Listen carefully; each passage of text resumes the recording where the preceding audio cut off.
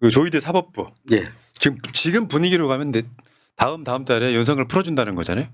1월 18일까지죠. 네. 예. 근데 그렇기 때문에 1월 16일까지 마무리 추가 영장이 없으면 내란 속에 윤석열이 풀려나올 수도 있다. 이 부분 때문에 우리 다 싸웠던 그리고 윤석열 내란 세력 물리치기 위해서 모든 걸 함께했던 분들 입장에서는 상당히 좀 불안해하고 열받아하고 이런 상황입니다.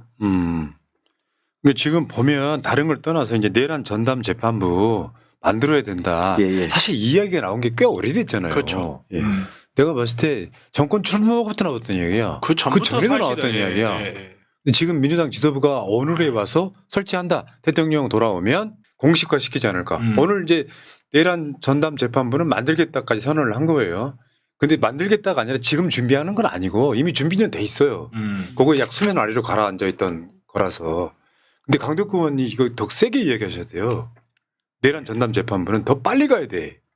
실제로 우리가 정권 잡자마자 저는 내란 전담 재판부가 구성돼야 된다고 생각을 했습니다. 왜냐하면 뭐 우리 시청자 여러분들께서 아시겠지만 지기현 판사의 모습 보십시오. 마치 레크레이션 강사처럼 했잖아요. 그리고 어떻게 보면 이 엄중한 그 판사로서의 모습은 안 보이고 마치 즐기고 재미있고 뭐 이런 모습을 보면서 진짜 심각하구나. 그리고 우리 그 지금 사법부에서 지기현 판사의 그 음주 그 룸사롱 접대. 룸사롱 접대 관련해서 실제로 이 부분에 대한 판결 아직까지 공식적으로 입장이 없잖아요. 그렇죠. 그렇기 때문에 조희대 이 사법부를 기본적으로 믿을 수 없다. 신뢰가 안 간다. 뭐 이런 생각들이 누구나 좀 상식선에서 드는 거 아닌가요? 그렇기 때문에 내란 전담 재판부가 필요하다라는 게 저는 접하면서 대다수 우리 국민들의 입장이라고 생각합니다. 일찌감치 그 이야기 하셨어요. 강덕구 의원은 네. 이거 내란 전담 재판부 해야 된다라고. 근데 지금 어떻게 보면 사실 늦은 감이 없지 않아 있는데 사실 또 늦었다고 생각할 때가 제일 빠른 때이기도 합니다. 그렇죠. 그건 당연하죠. 일단이 있었기 때문에. 저는 사실 뭐 위헌 논란 때문에 1심 아니고 2심부터 한다 뭐 이런 이야기가 있던데 저는 그냥 1심부터 하는 게 맞다라고 저는 생각을 하거든요. 위헌 논란은 저는 위헌 논란은 2심부터 해도 마찬가지로 생길 수 있다고 봐요. 그러니까 논란은 그게 찬성한다 위헌이다는 뜻이 아니고 어차피 논란을 만들 자든 만들 테니까. 그래서 그런 부분에서 조금 이제 앞으로 이제 어떤 방향으로 갈지 모르겠는데 내란 전담 재판부에 대해서는 법조인들도 그렇게 많이 위헌 여부를 고민하는 사람 별로 없어요. 진짜. 아니 근데 우리나라에서 지금 특별 재판부가 만들어진 게 2건 있었어요. 아무 문제 없었다고. 반민특위 그리고 3.15 부정선거 관련해가지고 특별 재판부가 만들어져서 재판했습니다. 그런 부분이 있긴 한데 어쨌건 지금 반가운 소식이죠. 왜냐하면 꽉 막혀있는 느낌이잖아요. 예. 국민들 입장에서 내란이 이러다가 윤석열 풀어주는 거 아니야? 이 위기의식이 있을 때 나중에 이제 뭐 일부에서는 뭐 위헌 소송 걸리고 그러면 윤석열 재판 멈춘다. 예. 뭐 이런 여러 가지가 있다. 기간이 더 끌려진다. 뭐 이런저런 얘기가 있죠. 그래서 사실은 그런 거에 대한 부분을 줄이기 위해서 2심부터 한다. 이런 내부적인 입장들을 지도부에서 갖고 있는 것으로 알고 있습니다. 그런데다가 이번에 수원 지방법원에서 중앙지방법원으로 온 그 우리 내란이 아니고 영장 전담 판사들 3명 누굽니까? 이정재, 정재욱, 박종호 3명 판사가 다 한 명은 윤석열, 한 명은 그 누굽니까? 한덕수, 또 한 명은 박성재 전 장관 다 기각시켰던 장본들이기 때문에 실제로 아주 뭐 걱정되는 부분이 현실화될 가능성이 있다라는 거죠. 그렇기 때문에 우리는 이제 내란 전담 재판부에 이 부분에 대해서 분명한 입장을 갖고 그렇게 갈 수 있도록 당의 입장을 거의 정리해 가고 있다. 아마 이 부분은 실제로 내부적으로 우리 푸나님께서 말씀하신 대로 입장 조율을 하고 방향에 대한 구체적인 프로세스를 그리고 있다라고 생각합니다. 근데요, 제가 최근에 예를 들어서 이게 검찰 해체돼도요. 뭐 어마어마하게 지지고 볶을 것 같지만 금방 받아들여지잖아요. 내란 전담 재판부도 출범하고 나면 아무것도 아닌 거예요. 아무것도 아니에요. 사실 알고 보면. 진짜로. 예. 근데 이런 측면이 있어. 이 내란 전담 재판부를 좀 더디게 만들었던 민주당 지도부 중에 한 분한테 제가 말씀드리고 싶어요. 여러분들 머릿속에 국민이라는 대상을 지워져 있는 거예요. 예를 들면 역풍이 불 수도 있다, 뭐 할 수도 있다 하는데 국민이 가만 놔두겠습니까? 윤석열이 풀려나면 내란 전담 재판부에 대해서 출범시키고 나면 그런 방식으로 해갖고 어쨌건 간에 윤석열을 계속 붙잡아두고 지금 내란에는요 무기징역하고 사형밖에 없어요. 그렇죠. 그러니까 윤석열 자체를 내란이 아닌 걸로 만들려는 시도야 지금 재판은. 내란이 아니고 약간 일종의 해프닝 같은 걸로 그런 방식으로 가면 안 되는 거고요. 어쨌든 민주당에서 가장 맨 앞에 서 있는 우리 강덕구 의원께서 지금 이제 본인이 주장하던 게 이상하게 한 3, 4개월 지나면 이루어지더라고. 아, 예, 감사합니다. 근데 좀 전에 참 좋은 말씀 하셨는데요. 정치하는 사람들이 자기적 관점, 정치권적 관점에서 바라보면 그 말씀하신 부분이 틀릴 수도 있죠. 내란 전담 재판부 이 부분은 이혼 소지가 있다. 이런 얘기가 맞을 수도 있죠. 그러나 그것은 사실은 기득권적 관점이고요. 국민적 관점 그리고 시대적 소명, 시대적 소임 이런 부분에서 보면 저는 그렇게 당연히 가야 된다. 사실 우리가 그런 부분들 때문에 약간씩 이렇게 고민하면서 한 발 빼고 다시 한 발 갔다가 그러다 지금까지 온 거잖아요. 그렇기 때문에 이젠 단호하게 결기 있게 우리는 우리 갈 길을 간다. 그게 사실은 윤석열이라는 수괴와 그 수괴에 함께하는 세력들을 청산하는 것 저는 그것이 시대 요구라고 생각합니다. 맞습니다. 네, 맞습니다. 네. 네. 자, 강덕권 이야기 듣고 있습니다. 국민의힘으로 한번 가볼게요. 그러니까 국민의힘이 뭘 하느냐, 대통령이 뭘 하고 있느냐 바라보는 거 약간 편향될 수밖에 없어 사람은. 나는 대통령 외교나 이런 걸 유심하게 봐요. 저 간 나라는 어떤 나라고 역사가 어떻고 막 이런 걸 보거든요. 근데 국민의힘의 장동영만 보는 사람 입장에서는 완전히 공해일 거예요. 어떻게 저렇게 말을 하지? 입으로 옮기기도 힘든 말들을 해. 그런데 그게 여론조사가 증명해주고 있단 말이죠. 장동혁 자체가 지금 국민의힘에 망해가는 데 있어서 일조하고 있는, 저는 국민의힘에 뭐 예를 들면 비대위원장도 아니고 이런 사람이 정식으로 전당대회 똥에 뽑힌 사람이 저렇게 말 험악하게 하는 건 역사적으로 처음 봤어요. 희한한 사람인 거죠 지금. 근데 참 아이러니한데요. 최근에 여론조사 보면 소위 보수 중에 세력 중에 대선 후보 1위가 계속 장동영이더라고요. 장동영 화이팅. 이걸 어떻게 해석해야 될지. 지금 강덕구 의원님 머릿속에는 그 다음에 김민석 뭐 비슷하게 나온 거 이야기하고 싶으신 거잖아요. 아니 그거 포함해서 최근의 여론조사 흐름을 보면 그렇다라는 거죠. 얼마나 이게 여전히 예를 들면 말도 안 되는 이 분들이 말도 안 되는 상상을 하고 뭐 이런 게 실제로 우리 정치권의 현실이다. 20%대 박스권에 갇힌 국민의힘이라고 얘기하지만 사실은 지금 그 장동혁이 공식적으로 우리는 우파 세력과 연대를 해서 내년에 지방선거 치르겠다라고 막 그냥 웅변조로 얘기를 계속하고 다니잖아요. 근데 사람들은 또 그거에 호응하는 사람들이 있어요. 그러니까 이걸 어떻게 받아들일 거냐. 그렇기 때문에 저는 내년 1월 달에 어쩌거나 윤석열이 입장 정리가 되면요. 그것과 함께 내란 세력에 대한 국힘에게 분명히 책임 물어야 되고요. 그리고 국힘을 어떻게 할 거냐라는 부분에 대해서 우리가 법적으로 그리고 또 선거를 통해서 청산해야 된다라는 게 제 생각입니다. 그러니까 당연히 이제 이 지방선거 앞두고 저러는 거잖아요. 네. 이제 전략은 눈에 딱 보여. 그러니까 행동할 수 있는 지지층만 결집시키는 게 그 전략이요. 윤석열이 했던 전략이에요. 그러니까 자기들이 외연을 확장해서 자기네들이 많은 걸 얻기보다는 기존에 가지고 있던 것을 공고화시킴으로써 자기의 입지만 세우면 된다. 저는 그렇게 느끼거든요. 그러니까 이게 지방선거는 투표율이 보통 한 60% 전후고요. 네. 그리고 총선은 한 70% 전후고요. 대통령 선거는 한 80% 전후입니다. 그러니까 지방선거의 가장 중요한 원칙은 지지자들이 결집해서 투표장에 오게 한다. 그러면 이길 수 있다라는 겁니다. 그러니까 서울시 충분히 해볼 만하다.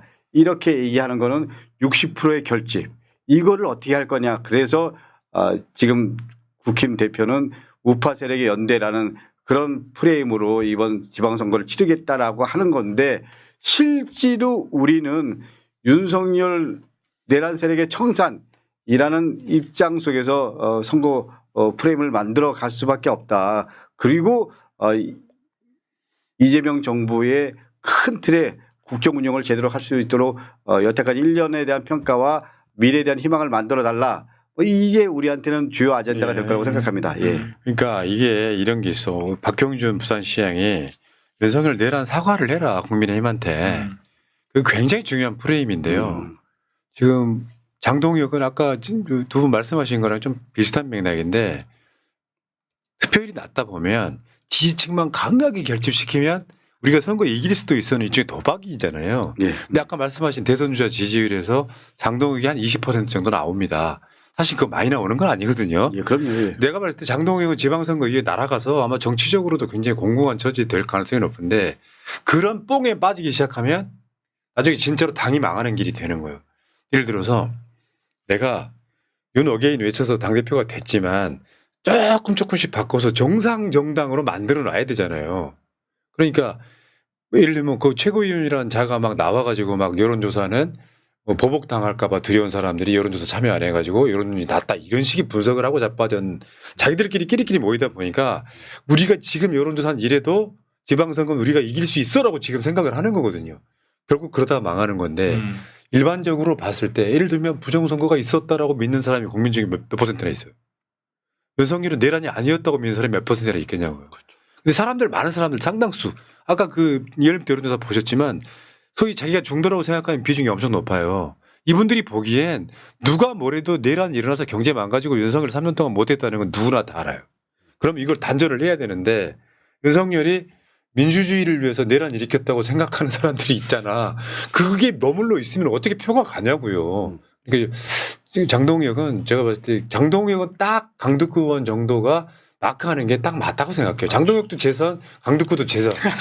근데 부사님이 저를 약간 우습게 생각하시는 경향이 어떻게 장동혁이랑 저랑 또 비교하십니까?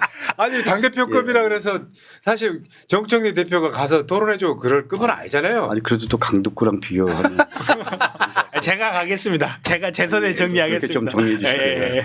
사과드리겠습니다. 재선에서 내가 정리하겠습니다. 매치업을 이상하겠네 예. 지금. 예. 그러시는 분이 주진우 초선하고 싸우는 건 또 뭐예요? 초선하고 재선. 주진우는 대를 위해서 그렇게 해왔기 본인이 때문에 그걸 낮추시고. 역사에 대한 청산이죠. 예. 저는 그렇게 잘못된 역사를 상징하는 아버지, 아들 뭐 이런 부분에서 제가 싸웠던 거고요. 근데 저는 내년에 윤석열 선거가 나오면 지금 좀 전에 박형준 부산시장 말씀하셨는데요. 실제로 사과하는 세력과 끝까지 예를 들면 윤 어게인 하는 세력과 나눠질 수 있다고 생각합니다. 저는 그때는 국힘이 분화될 가능성이 충분히 있다라고 생각을 하고요. 새로운 세력들이 중심이 돼갖고 당을 만들 수 있다고 생각합니다. 맞죠. 저는 충분히 그럴 수 있다고 정답이세요. 생각합니다. 예. 그러니까 한동훈이 저기서 취해 있는 위치도 공공하지만 예. 장동혁을 손가락질하는 세력들이 저번에 10몇 명 나왔지. 뭐 규탄대 한다고 하니까 107명 중에 그러다 보면 나중에 이제 장동혁이 리더십을 잃는 순간 선거를 끝났는데요. 선거가 만약에 끝났다고 쳐봐봐. 당연히 사퇴하는 목소리가 벌떼처럼 일어나지. 근데 그런 생각을 못 하는 거죠. 저는 그때 장동혁이 저지를 한번 해줄 것 같아요. 자기가 순순히 물러나기보다는 뭔가 대형 사고를 한번 칠 거다. 저는 개인적으로 마음속 깊이 장동혁과 다카이치를 응원하고 있습니다. 네. 현실적으로 지방선거가 갖고 있는 의미가 두세 가지가 있다면 저는 내년 지방선거는 저쪽에서는 이재명 정권 심판 뭐 이런 식으로 막 말도 안 되는 얘기를 할 겁니다.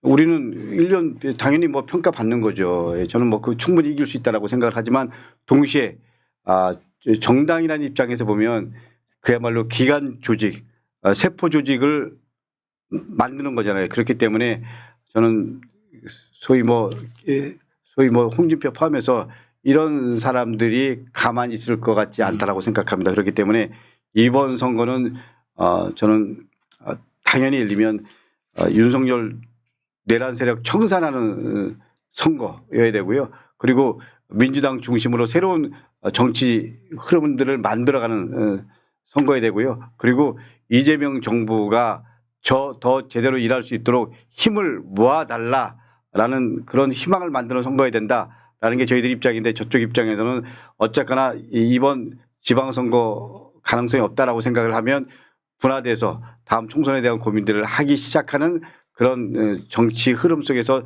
새로운 흐름들이 나타날 거다라는 게 제 생각입니다. 맞죠. 이제 그런 부분에서 예정돼 있는 거죠. 몰락이 예정돼 있는 거. 몰락. 예. 그러니까 여러분들 국민 그러면 전체 국민을 생각하지만 우리 민주주의 원리가 그거잖아요. 과반 이상이 선택을 하면 그냥 끝나는 거예요. 대통령 선거든 뭐든. 나머지 그분들은 사실 어떤 정책 갖고 서로 간에 진보 보수가 싸우는 게 아니고 내란을 옹호하는 세력과 내란을 반대하는 세력이 싸우는 거라서 저는 압도적으로 지방선거는 뭐 민주당이 어마어마한 똥볼을 차지 않는 한 무조건 압도적인 이길 거라고 생각하는데 지금 저러고 있는 거죠. 자기들만의 목소리에 섞여가지고 어디 지방 내려가면 경상도 쪽 가면은 장동혁이가 뭔가 이렇게 말도 안 되는 주장을 막 연설을 하면 그쪽에서 막 박수 쳐주면 거기에 뽕 이제 제대로 걸려 있는 거예요. 그러다 보니까 이제 그러다 보면 자기 확신을 갖게 되면서 계속 확증 편향에 빠지기 시작하거든요. 그러면서 망하는 거예요. 원래 정치 집단이라는 게. 그래서 가급적이면 나를 객관화시키는 작업은 정치인들은 계속 해와야 돼요. 확증 편향이라는 단어를 쓰셨는데 사실 제일 무서운 게 착각이죠. 확증 편향은 다른 말로 착각입니다. 그리고 자기 확신이고요. 오도된 자기 확신이죠. 그렇기 때문에 저는 뭐 국힘 대표나 또 소위 말하는 최고위원들 포함해서 자기 확신이 사실은 국힘을 망하게 하는 하나의 시작이다. 뭐 이렇게 생각을 하고요. 그것이 다음 지방선거 때 표로 결국 국민들이 심판해 줄 거라고 생각합니다. 예. 그분께서요. 가끔씩 저한테 전화를 하시면 그거 물어봤어요. 이게 저쪽에 먹힐까? 본인이 굉장히 객관적이려고 이야기를 해도 뭔가 자신이 없을 때 여기저기 전화해서 물어보는. 그러면 먹힙니다. 안 먹힙니다. 말해 드린 적이 있거든요. 그분께서. 그러니까 그런 식의 시각을 갖지 않으면 망하는 거예요. 예. 그러니까 균형적 시각 그리고 객관적 상황 판단 이러기 위해서는 꾸준하게 좀 물어보고 데이터를 근거로 얘기를 하고 방향 잡아야 되는데 확증 평양 오늘 참 무서운 단어입니다. 그러니까요. 그렇게 망하는 거라니까요. 예, 그럼 장동혁이랑 다시 붙겠습니다. 네. 아니 사실 이제 이런 부분이 있죠. 솔직히 말씀드리는데 정치라고 하는 게 그 사람의 진정성을 잘 모르면 그 사람이 어떤 언론 헤드라인에 그냥 먹잇감이 되는 경우가 많아서 사실 오늘 강덕구 의원 인터뷰를 하기 바로 직전에 이제 어떤 이슈가 지금 현재 정청래 당대표하고 강덕구 의원이 막 각을 세우는 것처럼 이용해 먹는 언론도 잘못이지만 전 제가 봤을 때 강덕구 의원 주장이 방점을 어디에 찍냐에 따라 난 달라진다고 생각해요. 이야기 처음으로 돌아가 보면 1인 1표제 찬성. 그건 이재명 대표도 했어. 강덕구 의원도 찬성. 근데 이걸로 끝나면 안 돼요. 경상도 지역에 그런 분들에 대한 전국 정당화를 위한 뭔가 장치도 필요해요. 이것이잖아요. 근데 이제 언론이 그런 식으로 했고 강덕구도 반대했어. 이렇게 돼버리는 순간 제가 봤을 때 강덕구 의원의 약간 좀 기술적 미스도 나는 있다고 생각해요. 세상이 이걸로 인해서 여러 가지가 바뀌었지만 정치권도 엄청 바뀌었습니다. 옛날에 우리가 전당대회 하면 다 와야 됐습니다. 와서 다 투표를 했어야 됩니다. 근데 이게 생긴 이후에는 그럴 필요가 없잖아요. 사실은 대의원제는 어떻게 보면 농번기 때 직접 올 수 없으니까 대의원이라는 제도를 통해서 대의원들이 위임받아서 오고 이런 거잖아요. 근데 지금은 사실 집에서 다 투표할 수 있고 중요한 당의 여러 가지 의견도 이걸로 뭐 전당원 투표할 수 있는 거잖아요. 그렇기 때문에 저는 이 세상이 바뀌었다. 두 번째로는 어쨌거나 이제는 우리 민주당이 당원들이 갖고 있는 정보 뭐 이런 부분 포함해서 누구나 다 갖고 있는 생각들이 우리 그 당의 큰 틀의 방향에 일정 정도 당원으로서 자기 입장을 전달하는 거. 그렇기 때문에 당원 주권 강화 1인 1표 이제는 뭐 당연히 시대 정신이라고 생각을 하고요. 그 입장 속에서 당연히 동의한다. 그러나 우리 상대적인 취약 지역에 대한 전국 정당화에 대한 고민과 그리고 동시에 큰 틀에서 당의 비전이라는 부분 속에서 어떻게 이 부분들을 함께 담을 거냐 뭐 이런 고민들이 동시에 있었다는 부분 말씀드립니다. 저는 여기 강득 의원이라서 가능한 거라고 봐요. 사실 어떤 분들은 되게 많은 사람들은 눈치를 안 보거든. 그러면 정청래 대표가 어떤 결정을 함에 있어가지고 이 뭐랄까 사실 여기에 거론돼 있는 실명으로 거론된 사람 두세 명밖에 안 돼요. 이런 부분에 민주당 잘 되라고 하는 거고 정청래 대표 체제에 반대하는 그런 느낌으로 말씀하신 건 아닌데 언론이 좀 그렇게 교묘하게 써먹은 느낌이 분명히 있다는 말씀드리고요. 그러니까 제가 말씀드렸잖아요. 강득 의원이라면 가능해. 제일 먼저 어려운 이야기를 본인이 하시잖아요. 조국 사면하라는 이야기 누가 제일 먼저 했어?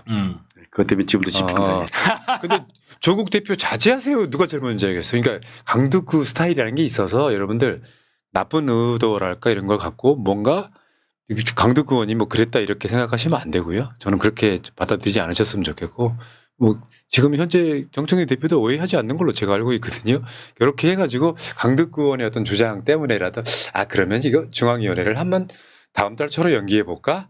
형식적으로 민주주의를 더 취하게 되는 요소로 작동했다 이렇게 봅니다. 그럼요. 좋은 모습이죠. 좋은 거죠. 예. 계속 밀어붙이면 내용이랑 이런 걸 떠나서 이제 독재하네 이런 소리 들을 수 있는데 양보 딱 하면서 모양새는 좋게 갖췄다 이렇게 봅니다. 의원님, 예. 듣고 계시죠? 늘 새날 듣고 있습니다. 오늘 오랜만에 우리 새날 시청자 여러분 뵀는데요. 다음 주 수요일 12월 3일입니다. 예. 이 내란을 막아주신 분들도 그렇네요. 바로 시청자 여러분이고요. 그리고 프라님과 함께 끝까지 결기 있게 싸우신 분들도 바로 새날 시청자 여러분입니다. 다시 한번 감사의 말씀드리고요. 네. 이 내란을 넘어서 윤석열 확실하게 청산하고요. 그리고 윤석열과 함께했던 세력들 정리하고요.